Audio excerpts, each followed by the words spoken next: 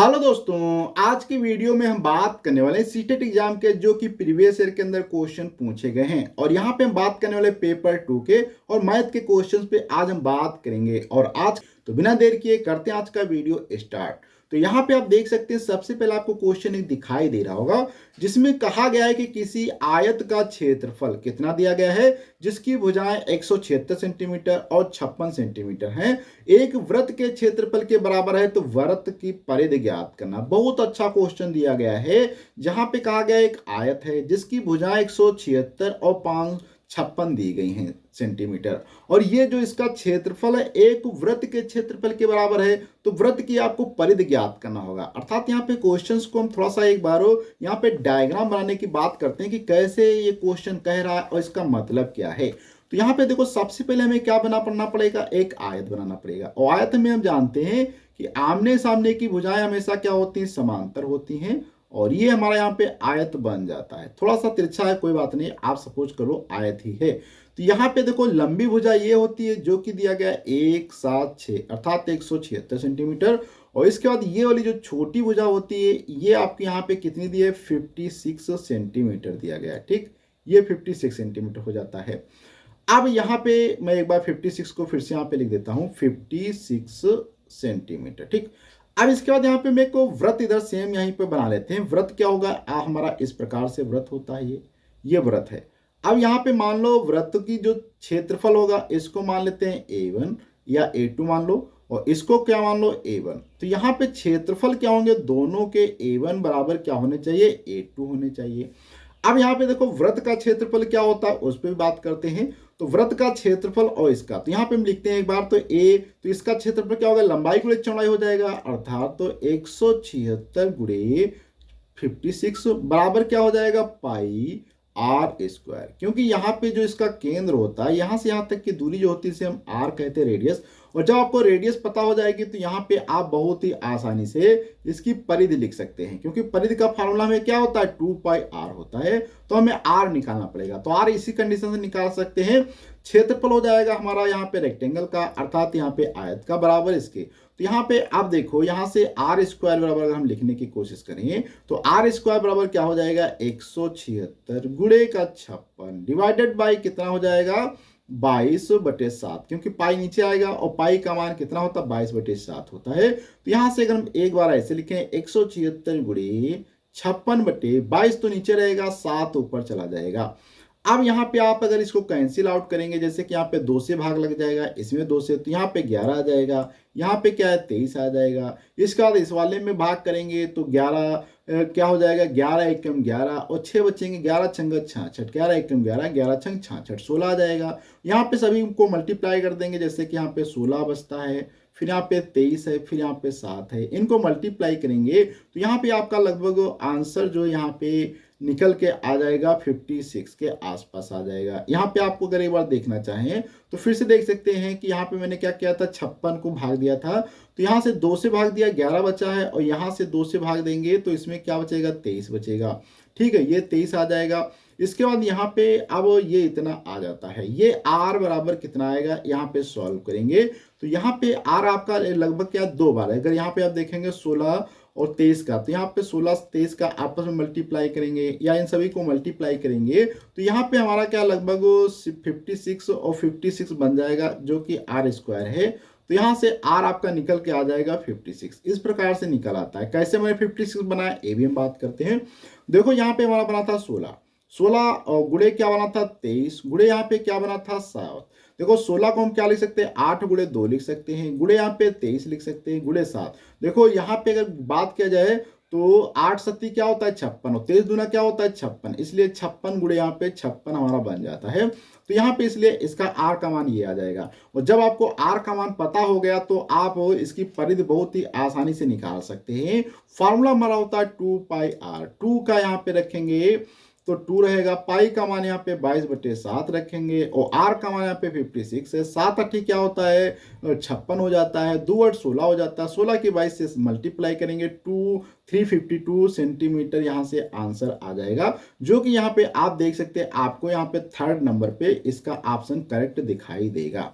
अब हम यहाँ पे अगले क्वेश्चन पे बढ़ते हैं, जो कि थोड़ा सा क्वेश्चन अच्छा दिया गया है और थोड़ा सा बड़ा क्वेश्चन है। तो इसमें भी कह रहा है क्या कि विमाओं 40, 36 और x सेंटीमीटर वाले एक ठोस घनाभ के पृष्ठ को 20 रुपए प्रति 100 सेंटीमीटर की दर से पेंट कराने की लागत 1032 आती है, तो x का मान क्या होगा। अर्थात एक यहाँ पे घनाभ है। पहले हम क्या करते हैं, घनाभ का यहाँ पे डायग्राम बनाते हैं।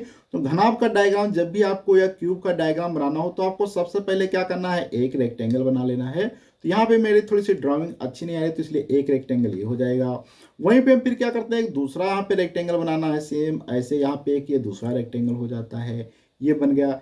अब इसके बाद ये रेक्टेंगल की क्या करना है आपको, ये कॉर्नर इसके कॉर्नर से मैच करा देना है, इस कॉर्नर को इससे मैच करा देना है, इसको इससे मैच करा देना है और इसके बाद इसको इससे मैच करा देना है। हमारा यहाँ पे घनाभ बन चुका है। अब यहाँ पे देखो क्या क्या दिया गया है, जैसे कि मान लो यहाँ पे लंबाई में, जैसे कि सपोज करो ये यहाँ से यहाँ तक की डिस्टेंस कितनी दी गई है, मान लो 40 सेंटीमीटर दिया गया है, ठीक है। इसके बाद यहाँ से यहाँ तक की हाइट मान लो ये दी गई होगी 36 सेंटीमीटर दी गई होगी। तो इसके बाद मान लो यहाँ पे ये हाइट हो गया, ये हो गया, तो इसमें ये वाली भुजा सपोज करो इन्होंने नहीं दी है, अर्थात इसको x दिया है। तो यहाँ पे हम बात करें ठोस के घनाभ का जो क्षेत्रफल होता है वो क्या हो जाएगा, यहाँ पे LBH, अर्थात यहाँ पे क्या हो जाएगा 40 गुणे यहाँ पे क्या हो जाएगा 36 गुणे यहाँ पे क्या हो जाएगा x, ये क्या है इसका क्षेत्रफल आ गया। अब क्षेत्रफल का खर्च कैसे निकालते हैं ये समझो यहाँ पे। तो क्षेत्रफल का खर्चा यहाँ पे दिया, जैसे कि 20 रुपए कितने दिए गए हैं, एक दिया गया पर क्षेत्रफल का, कितना दिया गया पर क्षेत्रफल का। तो यहाँ पे देखो सबसे पहले हम क्या करेंगे, 100 सेंटीमीटर स्क्वायर, 100 सेंटीमीटर स्क्वायर क्षेत्रफल को पेंट करने में कितने रुपए लगते हैं, 20 सेंटीमीटर लगते हैं, अर्थात 20 रुपए लगते हैं, ठीक। तो यहाँ पे 1 सेंटीमीटर स्क्वायर का अगर क्षेत्रफल आप पेंट कराएंगे तो क्या हो जाएगा 20 बटे, यहाँ पे क्या आ जाएगा आपको देखना है 20 बटे यहाँ पे आ जाएगा 100, ठीक है, ये इतना आता है। तो इसी प्रकार से अगर यहाँ पे हम 1000 या यहाँ पे हाँ 1000 सेंटीमीटर, यहाँ पे थोड़ा सा आपको ऐसे नहीं लिखना था, इसको इस प्रकार से लिख सकते हैं जो कि ज़्यादा आसान रहेगा आपको समझने में। इसमें आपको क्या करना है, सबसे पहले यहाँ पे सपोज करो कि यहाँ पे जो क्षेत्रफल दिया गया है, कितना क्षेत्रफल दिया गया है, ये वाला तो एक क्षेत्रफल आएगा जो कि आपका सेंटीमीटर स्क्वायर में निकल के आएगा, ठीक। अब यहाँ पे बात करो तो क्या देखो 20 रुपये जो लगते हैं, क्या है 20 रुपये जो हैं आपको कितने में लगते हैं, 100 सेंटीमीटर में लगते हैं। तो 1 रुपया कितने में लगेगा, 100 बटे 20 हो जाएगा। तो इसी प्रकार से यहाँ पे इतने रुपये दिए, तो इसमें हम क्या करेंगे 1000 से इसमें क्या करेंगे 1000 बराबर लिखना है, तो 1100 बटे क्या हो जाएगा 20 गुणे 1032, ये आ जाएगा 1032। यहाँ से क्या है इसको 1032 लिखना पड़ेगा, तो क्या हो जाएगा 1032 मतलब इतने में क्षेत्रफल में आ जाएंगे, अर्थात इतने क्षेत्रफल। अब यहाँ पे कितना क्षेत्रफल है वो भी आपको लिखना पड़ेगा। तो दिया गया क्षेत्रफल यहाँ पे आपको लिखना पड़ेगा क्योंकि ये इसके पैसे के खर्च के बराबर दिया गया है ना, तो यहाँ पे आपको ये वाली चीज यहाँ पे लिखनी पड़ेगी। तो यहाँ पे लिखते हैं तो देखते हैं क्या हमें प्राप्त होता है।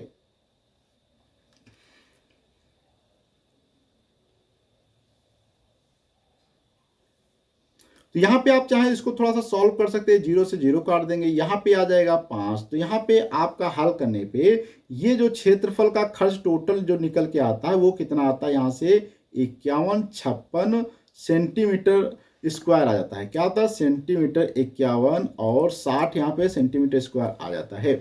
और ये किसके बराबर होगा, इस वाले क्षेत्रफल के बराबर होगा। आपको ध्यान देना है 40 गुणे 36 गुणे x बराबर क्या हो जाएगा 5160 आ जाएगा। अब यहाँ से आप x बराबर निकालेंगे तो क्या आ जाएगा 5160 बटे क्या हो जाएगा 40 गुणे 36 गुणे, तो यहाँ पे x तो उधर रह गया तो इसको यहाँ से हटा देते हैं।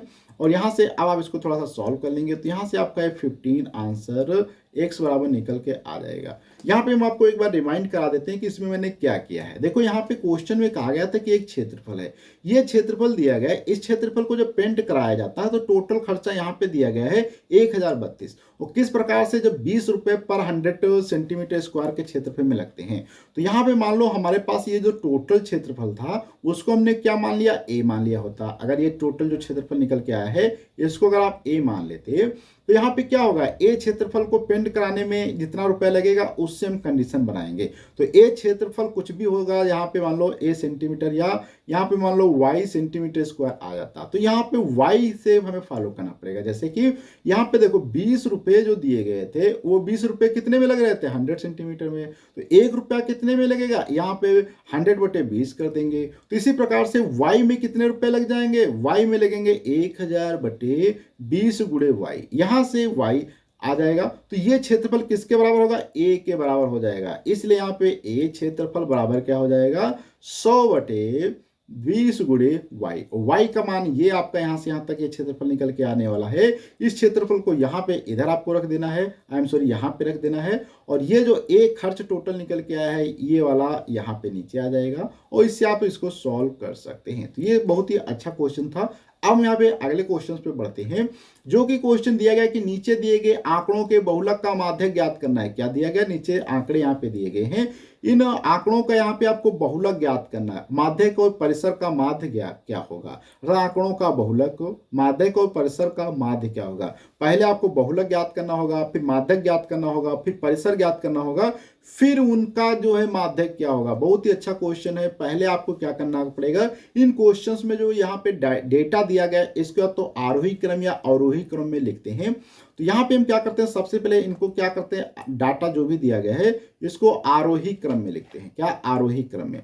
आरोही क्रम में देखो सबसे पहले आपका क्या आ जाएगा, 7 आ जाएगा जो कि छोटी सबसे संख्या है। उसके बाद 8 आ जाएगा, फिर 9 आ जाएगा, फिर यहाँ पे 10 आ जाएगा, फिर यहाँ पे 11 आ जाएगा, फिर यहाँ पे आपका क्या 13 आ जाएगा, फिर यहाँ पे आपका क्या 14 आ जाएगा, फिर यहाँ पे आपका क्या आ जाएगा 16 आ जाएगा, फिर यहाँ पे आपका 17 आ जाएगा, फिर 23, इस प्रकार से आ जाएगा। और यहाँ पे अगर बात करें तो डेटा कितना है टोटल, 1 2 3 4 5 6 7 8 9 10 11, यहाँ पे टोटल संख्याएं कितनी है 12। फिर से काउंट करो, 1 2 3 4 5 6 7 8 9 10 11। तो यहाँ पे ये लास्ट का जो एक यहाँ पे छूट रहा कोई संख्या, मैं एक बार देख लेता हूँ, 11, क्योंकि इसमें 2 बार दिया है 1 सेकेंड यहाँ पे, इसलिए अब क्या टोटल 12 संख्याएं हो जाएंगी। अब यहाँ पे देखो n तो आपका क्या हो जाएगा, n बराबर यहाँ से 12 निकल आएगा। अब यहाँ पे बहुलक की बात किया जाए, बहुलक का मतलब क्या होता है, जो संख्याएं जितनी बार सबसे अधिक बार लिखी जाती हैं उसे हम क्या कहते हैं, बहुलक कहते हैं। तो बहुलक यहाँ पे कितना आ जाएगा हमारा 11, क्योंकि 11 2 बार लिखा है। परिसर की बात किया जाए तो परिसर क्या होता है, जो लास्ट का अंक होता है वो शुरुआत का, तो परिसर। तो यहाँ पे पहला अंक क्या है आपका 7 है, लास्ट का 23 है, तो यहाँ पे 23 में से आपको 7 घटा देना है, जो भी निकल के आएगा वो इसका परिसर हो जाएगा। अब यहाँ पे माध्यक पूछा गया है, माध्यक कैसे निकालते हैं, बहुत अच्छा शब्द है माध्यक। माध्यक में क्या होता है, आपको यहाँ पे जितने डाटा दिया, जैसे यहाँ पे दिया गया है संख्याएं 12, 12 क्या है, सम संख्या है। तो सम संख्याओं का माध्यक निकालने के फार्मूला क्या होता है, n/2 + 1 क्या हो जाएगा, वहां पद, यहाँ पे फिर प्लस लगेगा, फिर n/2 वहां पद, ये ऐसे होगा। इसके बट्टे में फिर क्या आ जाए, 2 आ जाएगा। तो यहां से अब देखो सॉल्व कर लेते हैं। तो n/2 मतलब 7, 7 1 क्या हो जाएगा 8, अर्थात यहाँ पे 6 रहेगा, 6/2 आई एम सॉरी 12/2 क्या हो जाएगा 6, 6 1 7 क्या हो जाएगा 7वां पद, क्या हो जाएगा 7वां पद। इसके बाद यहाँ पे आ जाएगा 6वां पद, 6वां पद। इसके बाद यहाँ पे नीचे लिखा जाएगा 2। तो यहां से सॉल्व करेंगे, छठा पद आप 7वां पद देखेंगे एक तरफ से, 1 2 3 4 5 6, तो ये 6 और एक 7, तो 7वां क्या हो जाएगा यहाँ पे आपका 13 आ जाएगा, और छठा क्या आ जाएगा 11 आ जाएगा बटे 2। यहाँ से भाग देंगे, तो भाग देने पे हमें क्या प्राप्त हो जाएगा, देखो यहाँ पे 13 11 जोड़ देंगे 24 आ जाएगा, 24 को 2 से भाग देंगे, यहाँ पे आपका 12 आ जाएगा। अब यहाँ पे आपके पास 3 डेटा निकल के आते हैं, एक तो ये निकल के आता है, एक आपका ये निकल के आता है, और एक। तो यहाँ पे टोटल देखेंगे 3 हो जाते हैं, और इनका माध्य अगर हम पूछें तो माध्य क्या हो जाएगा, यहाँ पे इन सभी को जोड़ना है 11 को, और 16 को और यहाँ पे 12 को 3 है डेटा 3 लिख देंगे। यहाँ पे हल करेंगे तो क्या हो जाएगा 39/3 यहाँ से सॉल्व कर देंगे तो यहाँ पे आपका 13 आंसर आ जाएगा जो कि ऑप्शन यहाँ पे आपका फोर्थ वाला करेक्ट हो जाता है। अब हम अगले क्वेश्चन पे बढ़ते हैं जो कि यहाँ पे दिया गया है एक ABCD एक समचतुर्भुज है जिसमें कोण ADB बराबर 25 डिग्री, तब आपको कोण 2BAD माइनस कोण 2BABC ज्ञात करना। बहुत अच्छा क्वेश्चन है। पहले तो हमें इसका डायग्राम बनाना पड़ेगा, फिर इस डायग्राम को बनाने के बाद हम इस क्वेश्चन को सॉल्व करते हैं। तो डायग्राम थोड़ा सा बनाते हैं। पहले देखो यहाँ पे क्या है, इस प्रकार का डायग्राम बनाते हैं। ये यहाँ से हो जाएगा, इसको यहाँ से यहाँ तक हमने ऐसे ड्रा कर लिया। अब इसके बाद इसको यहाँ से ऐसे कर देंगे, इसको यहाँ से ऐसे मैच कर देंगे, ये हमारा यहाँ पे बन जाएगा। अब यहाँ पे नाम कर देते हैं, ये A हो जाएगा, ये यहाँ पे क्या हो जाएगा B हो जाएगा, यहाँ पे C हो जाएगा और यहाँ पे D हो जाएगा। अब यहाँ पे ABCD तो बन गया। अब यहाँ पे थोड़ा सा इन भुजाओं को, अगर इस भुजा को क्या करते हैं, यहाँ से इसको मिला देते हैं, इस भुजा को इससे मिला देते हैं। मिलाने के बाद यहाँ पे एक केंद्र इसका O हो जाएगा। अब यहाँ पे आप देखेंगे ये सभी क्या समचतुर्भुज है, इसका मतलब सभी भुजाएं इसकी क्या होंगी, बराबर होंगी। तो ये भुजाएं सभी इसकी बराबर हैं। अब इसके बाद यहाँ पे कोहराता का कोण ADB, ये कोण ADB, ये कोण ADB कितना दिया है, 25 डिग्री दिया गया है। कितना दिया गया है, 25 डिग्री दिया गया है। तो कोण यहाँ पे BAD,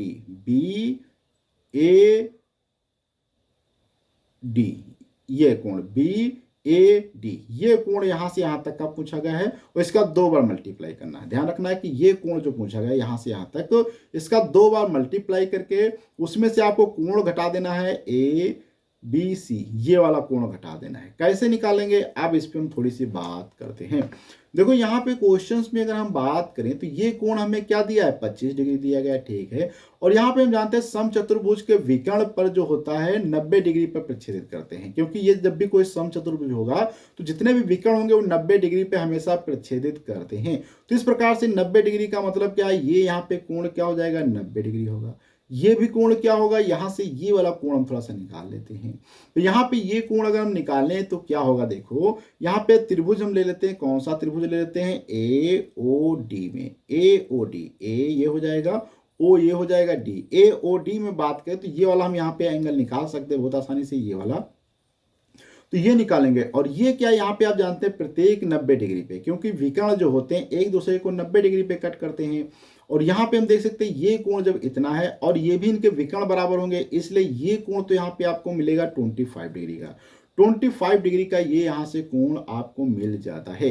तो यहाँ से आप इसको जब निकालेंगे तो यहाँ पे DAO कोण निकाल सकते हैं। एक्चुअल में क्या है, यहाँ पे 25 है तो यहाँ पे इसको हम निकाल लेते हैं, कितना आएगा, 25 होता है या कम हो सकता है, कम भी हो या ज्यादा हो। देखो यहाँ पे क्या करेंगे, इसमें आएंगे तो ये 25 दिया है, ये 90 दिया है, ये कोण निकालना है। ये कोण कैसे निकालते हैं, देखो यहाँ पे क्या हो जाएगा, 25 प्लस का 90 प्लस का ये मान लो यहाँ पे x अगर है तो x बराबर क्या हो जाएगा, 180। यहाँ से आप इसको इधर ले जाएंगे तो यहाँ पे क्या हो जाएगा, 180, यहाँ पे 9 6 15 115, अर्थात 180 माइनस का 115, यहाँ से घटा देंगे, आपका आंसर यहाँ पे 65 डिग्री आ जाएगा x के बराबर। अर्थात यहाँ पे एक एंगल आपका 65 निकल आया। अब ये एंगल यहाँ पे आपका 65 आ जाता है। इसी प्रकार से कोण ये कोण DAO 65 डिग्री आ जाता है। जब कोण आपका DAO 65 आ जाएगा तो इसी प्रकार से DAO और यहाँ पे आपका OAB दोनों क्या होंगे, एंगल बराबर होंगे। क्या होंगे, एंगल बराबर होंगे। तो अर्थात ये भी क्या होगा, यहाँ पे 65 डिग्री आपका आ जाएगा, क्योंकि जो भी हमारा यहाँ पे समचतुर्भुज होता है, जैसे कि मैं यहाँ पे एक बार फिर से आपको ड्रा देता हूँ। यहाँ पे अगर कोई भी आपका समचतुर्भुज है इस प्रकार से, तो यहाँ पे ये जो आपकी भुजाएं होती हैं, अर्थात ये, तो यहाँ पे विकर्ण ये कोण इसके बराबर होता है और यहाँ पे ये कोण इसके बराबर होगा और ये कोण हमेशा यहाँ पे 90 डिग्री के बनते हैं इस प्रकार से। तो ये भी बराबर हो जाएगा। तो यहाँ से ये भी निकल आया हमारा, तो ये 65 डिग्री होगा और ये भी 65 डिग्री हो गया। अब यहाँ पे बात आती है कोण की, B यहाँ से हमें ये कोण निकालना पड़ेगा। तो ये कोण में पहले हम क्या करेंगे, ये छोटा सा कोण निकाल देंगे। तो ये भी बहुत आसानी से निकाल सकते हैं। देखो ये 65 पता होगा, यहाँ पे कोण ये 90 है, तो यहाँ पे कोण ये सपोज करो ये क्या हमने y मान लिया, तो यहाँ पे कोण y इज इक्वल टू क्या आ जाएगा, y is equal to 180 minus के यहाँ पे जितने कोण दिए जैसे कि 65 है इसको घटा दो और यहाँ पे 90 घटा दो, 65 और 80 घटा देंगे तो यहाँ पे आपका 25 को आंसर आ जाएगा y। ये y यहाँ पे निकल आता है। y निकलने के बाद ये भी आपका y बराबर होगा अर्थात 65। तो अब यहाँ पे ये कोण अगर सम टोटल यहाँ से बात करें, कोण कौन सा, कोण DAB बराबर कितना हो जाएगा, यहाँ पे आप देखेंगे 65 क्या हो जाएगा, 130 हो जाएगा।